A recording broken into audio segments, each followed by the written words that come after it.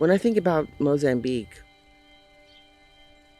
I find it difficult to look at it or my experience there as if it was something outside of myself.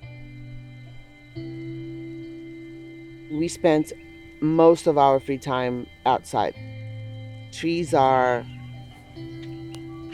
big, constant, comforting, protected, enveloped in some sense of like love and safety.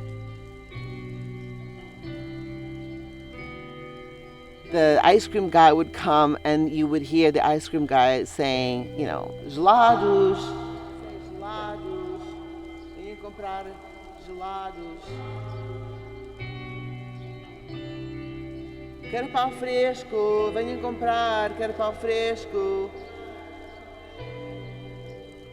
In 1975, we went to Portugal, where my parents were from. It was a very, very, very different place from Mozambique. I looked at it in a somewhat detached way because it was not what was mine, what was in my heart. All of that belonged to my parents or the people who had lived there. It was oddly strange to have been born in a colony and come to live in the homeland where I had no history, where I had no friends. I was sad and I was angry. I had no choice in any of this. You cannot make your own life. You have to go where you're told to go.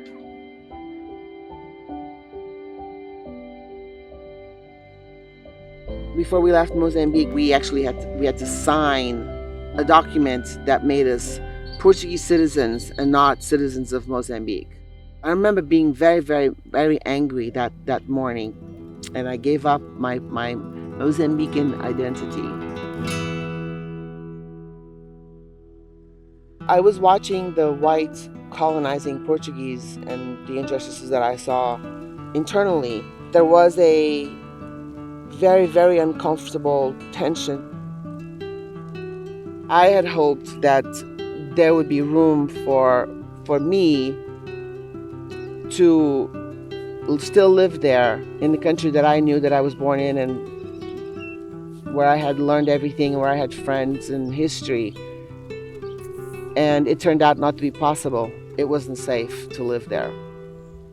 To this day, I have mixed feelings about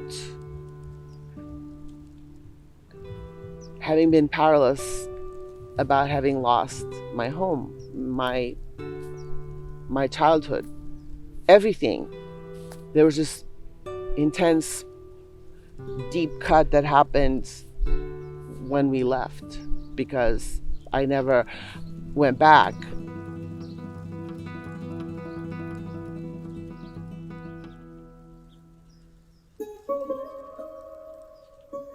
Going to the beach on Sundays, all kinds of people packed in a small Fiat, no seat belts.